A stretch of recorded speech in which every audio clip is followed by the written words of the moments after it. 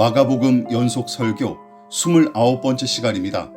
오늘은 신약 성경 마가복음 8장 1절부터 21절 말씀까지, 신약 성경 마가복음 8장 1절부터 21절 말씀까지 제가 먼저 본문을 봉독하겠습니다. 그 무렵에 또 큰 무리가 있어 먹을 것이 없는지라 예수께서 제자들을 불러 이르시되 내가 무리를 불쌍히 여기노라. 그들이 나와 함께 있은지 이미 사흘이 지났으나 먹을 것이 없도다. 만일 내가 그들을 굶겨 집으로 보내면 길에서 기진하리라. 그 중에는 멀리서 온 사람들도 있느니라. 제자들이 대답하되 이 광야 어디서 떡을 얻어 이 사람들로 배부르게 할 수 있으리이까? 예수께서 물으시되 너희에게 떡 몇 개나 있느냐? 이르되 7이로소이다 하거늘 예수께서 무리를 향하여 땅에 앉게 하시고 떡 7개를 가지사 축사하시고 떼어 제자들에게 주어 나누어 주게 하시니 제자들이 무리에게 나누어 주더라. 또 작은 생선 2마리가 있는지라 이에 축복하시고 명하사 이것도 나누어 주게 하시니 배불리 먹고 남은 조각 7광주리를 거두었으며 사람은 약 4,000명이었더라. 예수께서 그들을 흩어 보내시고 곧 제자들과 함께 배에 오르사 달마누다 지방으로 가시니라. 바리새인들이 나와서 예수를 힐난하며 그를 시험하여 하늘로부터 오는 표적을 구하거늘 예수께서 마음속으로 깊이 탄식하시며 이르시되 어찌하여 이 세대가 표적을 구하느냐? 내가 진실로 너희에게 이르노니 이 세대에 표적을 주지 아니하리라 하시고 그들을 떠나 다시 배에 올라 건너편으로 가시니라. 제자들이 떡 가져오기를 잊었음에 배에 떡 1개밖에 그들에게 없더라. 예수께서 경고하여 이르시되 삼가 바리새인들의 누룩과 헤롯의 누룩을 주의하라 하시니 제자들이 서로 수군거리기를 이는 우리에게 떡이 없음이로다 하거늘 예수께서 하시고 이르시되 너희가 어찌 떡이 없음으로 수군거리느냐? 아직도 알지 못하며 깨닫지 못하느냐? 너희 마음이 둔하느냐? 너희가 눈이 있어도 보지 못하며 귀가 있어도 듣지 못하느냐? 또 기억하지 못하느냐? 내가 떡 5개를 5,000명에게 떼어줄 때에 조각 몇 바구니를 거두었더냐? 이르되 12이니이다. 또 7개를 4,000명에게 떼어줄 때에 조각 몇 광주리를 거두었더냐? 이르되 7이니이다. 이르시되 아직도 깨닫지 못하느냐? 하시니라. 오늘은 마가복음 연속 설교 29번째 시간으로 그들의 누룩을 조심하라 하는 제목으로 함께 말씀의 은혜를 나누도록 하겠습니다. 마가복음 6장에서 이미 살펴봤던 오병이어의 기적은 칠병이어란 별칭으로 부르는 기적으로 다시금 나타나는데 오늘 설교 본문인 8장에서 7개의 빵과 2마리 물고기로 성인 남자만 4,000명을 먹인 기적이 또다시 일어난 것이죠. 그래서 본문의 칠병이어 기적 이야기를 처음 접한 사람들은 오병이어 기적과 너무나 비슷하기에 의아하게 생각하거나 신기하게 여길 테죠. 어쨌든 6장에서 일어났던 오병이어 기적이 8장에서 또다시 칠병이어 기적으로 똑같이 재현된 셈입니다. 게다가 보리빵 5개와 물고기 2마리로 남자만 5,000명을 먹였던 마가복음 6장의 기적과 함께 보리빵 7개와 물고기 몇 마리로 4,000명을 먹인 기적은 예수께서 일으키셨던 여러 기적 중에서도 가장 규모가 큽니다. 그래서 어떤 신학자들은 많은 사람에게 빵과 물고기를 거저 나눠준 오병이어와 칠병이어 기적을 가리켜 급식 기적으로 부르는데 무수한 사람 앞에서 대놓고 펼쳐 보인 기적임과 동시에 무수한 사람이 그 기적의 혜택을 한꺼번에 누렸던 독특한 사건입니다. 여러분, 이쯤에서 다른 기적 이야기를 떠올려 보십시오. 질병과 장애를 고치고 귀신을 내쫓으실 때 대개는 개인적으로 만나 기적을 일으켜 주셨죠. 그런데 오병이어와 칠병이어 사건은 개개인을 상대로 일으킨 기적이 아닌 무수한 사람 앞에서 집단적으로 베푸신 기적으로서 십자가에 달려 돌아가신 후 사흘 만에 다시 살아나신 부활의 기적보다 규모가 훨씬 큽니다. 왜냐하면 사도 바울은 고린도전서 15장 6절에서 제자들을 포함하여 500여 명의 형제들이 부활하신 주님을 목격했다고 기록한 까닭에 규모와 숫자로만 따지면 오병이어와 칠병이어 기적이 부활의 기적을 압도합니다. 물론 예수님의 죽음과 부활 사건은 급식 기적보다 훨씬 더 중요한 사건으로서 시간이 흐르면 흐를수록 그 파급 효과가 커졌고, 또한 수천 명을 일시적으로 먹인 기적과는 비교할 수 없을 만큼 신령한 열매를 풍성히 거뒀을 뿐만 아니라 그 영적 효력과 가치를 다른 기적과 비교하는 것 자체가 불가합니다. 자, 어쨌든 마가복음 6장에 기록된 오병이어 기적은 그 자체로도 놀라운 사건이었지만 또다시 비슷한 상황에 놓여 일어난 사건이 바로 8장 본문의 칠병이어 기적입니다. 게다가 두 가지 이 급식 기적 사건은 모두 비슷한 처지에서 일어났을 뿐만 아니라 사건의 전개 방식은 물론이고 이야기의 분량도 매우 흡사하죠. 그뿐만이 아닙니다. 무엇보다 기적이 일어난 뒤에 벌어진 일들도 비슷해요. 다시금 6장 본문을 떠올려 보십시오. 예수께서 오병이어 기적을 베푸시고 제자들을 재촉해서 바다 건너편 벳세다로 먼저 떠나게 하셨는데 큰 풍랑에 휩쓸려 괴로워하는 제자들 앞에 물 위를 걸어서 다가오셨던 것 기억하십니까? 제자들은 그 광경에 소스라치게 놀라며 두려워 떨었고, 이 복음서의 저자인 마가는 그러한 제자들의 반응에 관해 다음과 같이 지적하며 비판했었죠. 마가복음 6장 51절과 52절입니다. 배에 올라 그들에게 가시니 바람이 그치는지라. 제자들이 마음에 심히 놀라니 이는 그들이 그 떡 떼시던 일을 깨닫지 못하고 도리어 그 마음이 둔하여졌음이러라.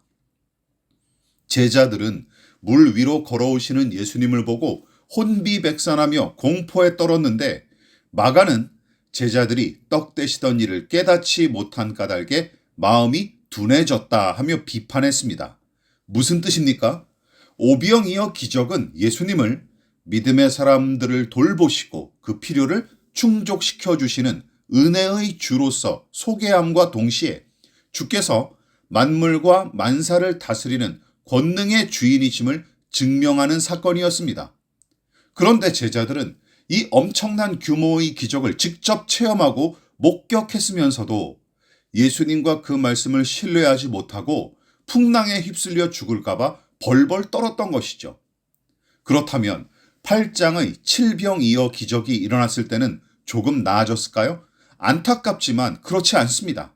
왜냐하면 예수께서 빵 7개와 물고기 2마리로 4,000명을 먹이는 기적을 또다시 제자들은 체험하고 목격했건만, 이번에는 이 복음서의 저자인 마가가 아니라 예수님한테서 직접적으로 꾸중을 듣는데 그 꾸지람이 본문에 3번씩이나 반복되죠. 15절을 보십시오. 예수께서 경고하여 이르시되 삼가 바리새인들의 누룩과 헤롯의 누룩을 주의하라. 17절과 18절입니다. 예수께서 하시고 이르시되 너희가 어찌 떡이 없으므로 수근거리느냐? 아직도 알지 못하며 깨닫지 못하느냐?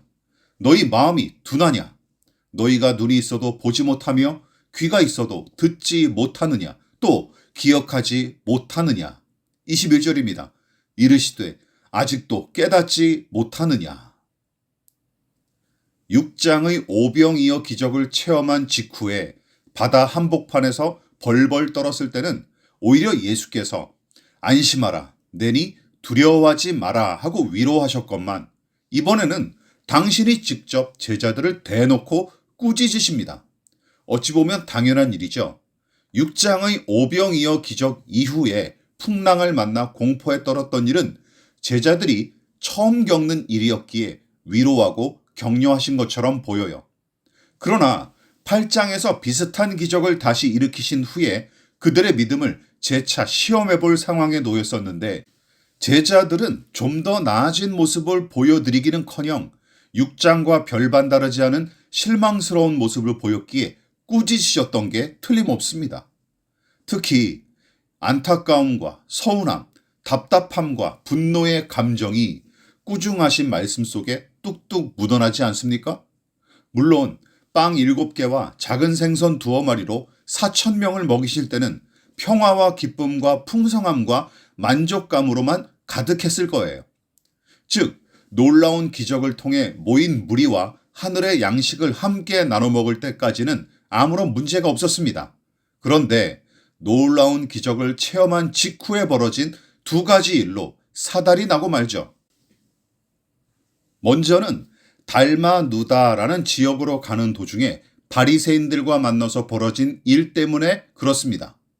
바리새인들은 예수께서 일으키신 기적에 관한 소문을 듣고 매우 못마땅하게 여기다가 급기야 시비를 걸기 위해 찾아왔는데 어떤 식으로 예수님께 트집을 잡았는지 보십시오. 11절입니다.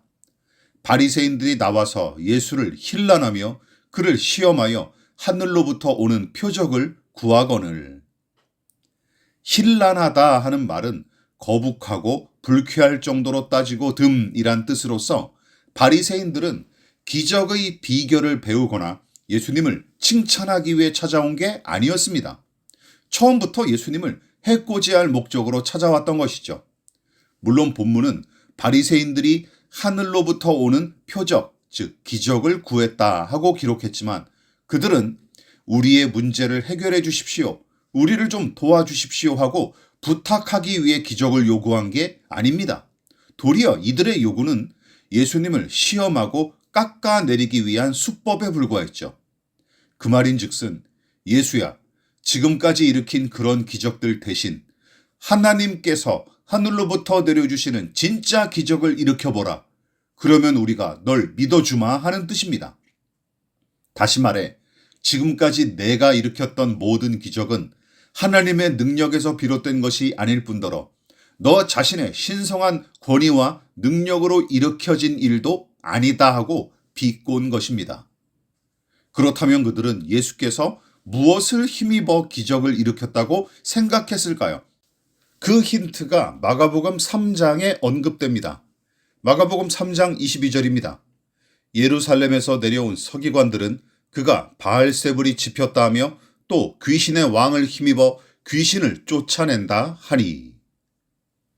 여기 등장하는 서기관들은 율법의 필사, 즉 모세의 율법을 연구하고 또한 베껴 쓰는 일을 주로 담당하는 자들로서 율법의 명령을 문자 그대로 숭상하는 바리새인들이 서기관의 업무를 주로 담당했고, 그런 까닭에 바리새인들과는 뗄려야 뗄 수 없는 관계였을 뿐더러 바리새인들과 궤를 달리하여 독자적으로 말하거나 행동할 수 없는 부류의 사람들이었어요.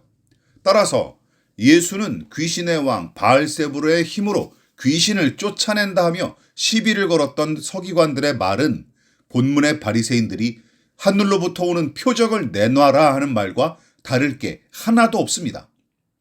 그리고 본문은 예수께서 그들의 말에 깊이 탄식하신 거로 기록하고 있죠. 그만큼 그들의 말을 매우 답답하게 여기셨던 것 같습니다. 그게 끝이 아닙니다. 모욕적인 말을 내뱉으며 주님의 마음을 답답하게 했던 바리새인들은 떠나갔지만 그 다음에는 제자들이 주님의 속을 썩이는 일을 벌입니다. 6장에서처럼 제자들은 배에 올라타 건너편으로 향했을 때 먹을 양식을 미처 준비하지 못한 사실을 뒤늦게 알아차린 것이죠.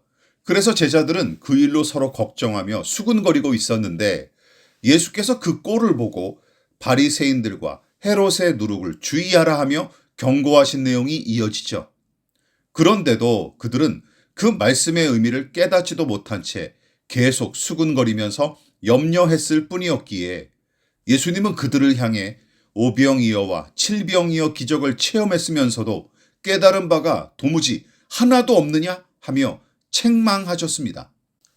즉, 빵 몇 개와 물고기 몇 마리로 수천 명을 먹인 당신을 곁에 두고서도 끼니를 거를까봐 걱정하는 제자들의 꼬락서니가 너무 실망스러우셨던 것이죠. 그런데 이쯤에서 한번 생각해 보십시오. 예수님은 무슨 이유로 바리새인들과 헤롯을 굳이 언급하며 그들의 누룩을 조심하라 하고 경고하셨을까요? 아예 처음부터 내가 너희의 생존과 생명을 책임질 줄 믿지 못하고 너희는 그저 근심하고 걱정만 할 뿐이냐? 이 믿음이 없는 녀석들아 하고 꾸짖으시거나 담백하게 너희 내면의 누룩을 조심하라 하고 말씀하셨어도 무방했을 텐데 말입니다. 그런데도 예수님은 굳이 바리새인들과 헤롯의 누룩으로 콕 집어 언급하시면서 제자들의 어리석음을 책망하셨습니다. 자, 그렇다면 바리새인들과 헤롯의 누룩은 무엇을 가리킬까요? 여러분, 누룩은 누룩 곰팡이를 가리키는 말로서 어떤 것이 더 확장되고 두루 퍼지는 경우를 빗대어 표현하는 경우에 종종 쓰였는데, 성경에는 긍정적인 내용만이 아니라 부정적인 내용으로도 자주 등장합니다. 물론 본문은 나쁘고 더러운 것이 더 번지지 않도록 주의하라 하는 부정적인 의미로 누룩의 이미지를 썼죠. 그렇다면 예수께서 언급한 바리새인의 누룩은 무엇일까요? 앞서 언급한 내용 중에 그 누룩이 등장합니다.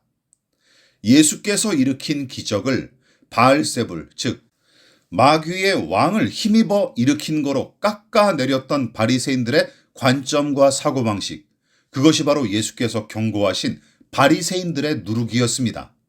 다시 말해 예수님을 하나님과 동등한 권위를 지니신 그분의 아들이나 구세주 메시아로 신뢰하지 않고 귀신의 졸개나 평범한 사기꾼 정도로 보는 시각을 가리키죠. 그러니까 예수는 그저 갈릴리 촌동네에서 자란 목수의 아들에 불과할 뿐 하나님이나 메시아가 절대 아니다 하는 생각과 함께 더불어 예수가 일으킨 기적은 사탄의 힘을 빌렸거나 눈속임에 불과할 뿐 하나님의 능력과 권위로부터 나온 게 절대 아니다 하는 생각이 바로 예수께서 지적하신 바리새인들의 누룩인 것입니다. 즉 예수님의 하나님 되심, 그 신성과 권능을 부정하고 무시하는 태도, 다시 말해 애초부터 그분을 무시하면서 불신하는 태도를 가리킵니다. 곁에 계신 예수님을 무시하고 당장 먹을 빵이 없어 걱정만 해댔던 제자들을 보십시오. 그 자체가 이미 예수님의 권능과 권위를 무시하는 작태인 셈이죠. 게다가 이미 오병이어와 칠병이어의 기적을 체험하지 않았습니까?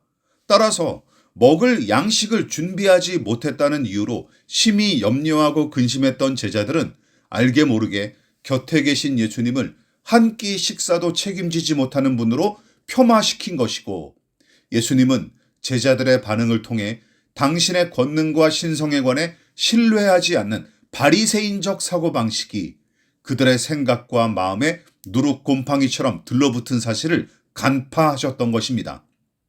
따라서 당신의 권능과 신성에 대한 불신이 점점 더 번지지 않도록 주의하게끔 경고하신 것이죠. 그렇다면 헤롯의 누룩은 무엇을 가리킬까요?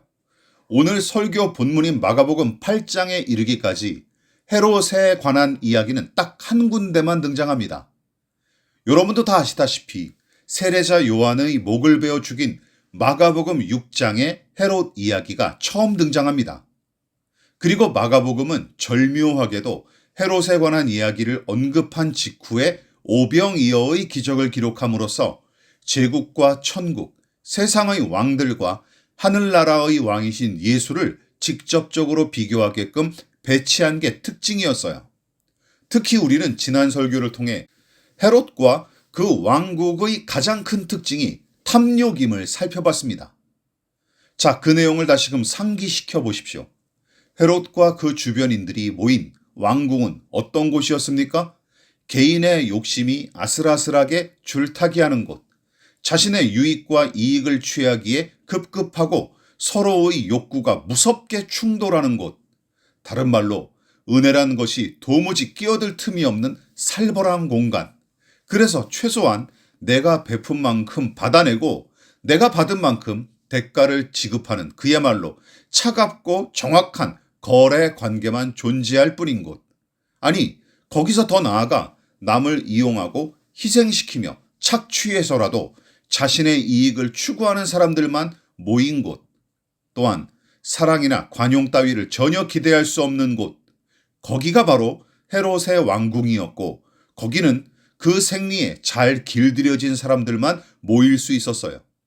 따라서 좋은 것을 거저 나눠주는 것은 그곳에서 전혀 기대할 수 없는 일이었습니다. 만일 헤롯과 이 무리가 오병이어 기적을 일으켰다면 어떤 일이 벌어졌을까요? 아마도 빵과 물고기를 비싼 값에 되팔아 먹었을 것 같습니다. 또한 그곳은 나만 배부르고 등이 뜨뜻하면 그만이다 하고 생각하는 사람들만 모인 곳이었어요. 그래서 누군가 다 같이 먹고 마시며 함께 사십시다 하고 말하면 이 사람들은 허튼 소리 하지 마라 하며 무시해 버렸을 것입니다. 자, 한마디로 헤롯의 누룩은 은혜 없음, 즉 은혜가 부재한 상태, 은혜를 상실한 관계를 가리킵니다. 본문의 제자들을 여기에 맞춰 다시금 살펴보십시오. 그들은 전능하신 예수님 곁에서 밥을 못 먹게 됐다 하며 근심과 걱정에 사로잡혔을 뿐만 아니라 주께서 그들을 긍휼히 여기시며 기꺼이 은혜 베푸실 거로 생각하지 않았어요. 즉 제자들은 알게 모르게 예수님을 헤롯처럼 베풀 줄 모르고 제 욕심만 채우는 분으로 내몬 셈입니다. 이렇듯 예수님을 향한 불신앙과 오해의 누룩이 제자들의 마음에 여전히 들러붙어 있었고 그 누룩은 언제든지 더 크게 번져 저들의 마음을 장악할 수 있는 위험한 상태였습니다. 그래서 예수님은 그들에게 강력히 경고하실 수밖에 없었어요. 따라서 바리새인들의 누룩은 예수님의 신성과 권능을 부정하는 불신앙적인 태도를 가리키고 헤롯의 누룩은 예수님의 사랑과 자비를 무시하고 그 은혜를 신뢰하지 않는 태도를 의미한다라고 규정할 수 있습니다. 말씀을 마무리하도록 하겠습니다. 오늘날 우리와 같은 그리스도인들은 본문의 제자들보다 낫습니까? 그렇지 않습니다. 바리새인들과 헤롯의 누룩이 덕지덕지 낀 우리 마음을 정직하게 들여다보십시오. 여전히 많은 신자가 예수님을 무기력하고 나약한 분 정도로 생각하는 까닭에 정작 예수를 믿으면서도 습관적으로 근심하고 염려하는 모습을 보십시오. 불신자들 못지않게 돈과 사람을 더 의지하고 갈망하는 이유도 바로 거기에 있습니다. 게다가 지금까지 살아오고 살아냈던 나날을 돌이켜보면 우리 생애 가운데 새겨진 은혜의 흔적은 너무나 뚜렷한데도 하나님을 향한 신뢰와 사랑은 당장 벌어지는 사소한 문제 앞에 너무나 속절없이 무너져 내립니다. 주님의 능력과 은혜를 신실하게 의지해야 마땅한데 하나님이 안 계신 것처럼 호들갑을 떨며 걱정과 염려와 불안의 노예로 살아갈 따름이죠. 마치 부모가 멀쩡히 살아계신데도 고아처럼 행세하며 궁상을 떠는 자식 새끼들 같습니다. 그러니까 본문의 제자들은 전능하시고 긍휼이 풍성하신 예수님을 곁에 두고서도 그런 작태를 저지르고 만 것입니다. 한 끼 먹을 빵이 없어 굶어 죽을까봐 전전긍긍하는 제자들. 주님의 자비와 긍휼과 은혜를 깡그리 잊고 그분을 인색하고 냉담한 분으로 매도했던 제자들. 예수께서 속상하지 않으실 리가 있겠습니까? 여러분, 하나님은 어떤 처지에서도 당신의 권능과 은혜를 철저하게 신뢰하는 사람을 기뻐하십니다. 그리고 진짜 믿음은 바로 거기서 증명되는 것이죠. 또한 하나님은 그 믿음으로 당신을 신뢰하는 사람을 통해 더욱 크게 영광을 받으시고 그 믿음이 증명되고 발휘되는 곳에 당신의 영광을 찬란하게 나타내실 것입니다. 로마로 압송되던 바울과 그 일행을 태운 배가 무서운 광풍에 침몰하는 절박한 순간에도 끝까지 하나님의 권능과 은혜를 신뢰했던 사도 바울의 대담한 선언을 들어보십시다. 사도행전 27장 25절입니다. 여러분이여 안심하라. 나는 내게 말씀하신 그대로 되리라고 하나님을 믿노라. 바울처럼 제자 중 누군가는 이렇게 고백했어야 마땅합니다. 예수님, 지금 우리가 가진 게 없지만 주께서 우리를 책임져 주실 줄 믿습니다. 우리는 당신의 능력과 은혜를 의지합니다. 그러니 우리를 도와주십시오. 혹시 아직도 바리새인들과 헤롯의 누룩이 우리 안에 깊숙이 자리매김하고 있는지, 또한 누룩처럼 점점 더 우리 마음을 잠식하는 것은 아닌지 날마다 살펴보십시다. 그래서 우리 마음에 덕지덕지 낀 누룩을 날마다 제거하기 위해 누룩 박멸 작전에 돌입하십시다. 누룩이 번져 썩어 문드러지기 전에 한순간도 안심하거나 방치하지 마십시오. 또한 염려와 불안의 파도에 이리저리 휩쓸리지 마십시다. 걱정의 불꽃에 주어진 인생을 다 태워버리지 마십시다. 예수님의 은혜와 능력을 의지하고 말씀과 기도로 믿음을 다져가십시다. 또한 불안과 염려를 떨치고 실천적 신앙으로 용감히 나아가십시다. 그리고 그 믿음으로 하나님께 영광을 돌리며 오늘을 살아가고 내일을 향해 나아갈 수 있는 저와 여러분 되시기를 진심으로 기원합니다.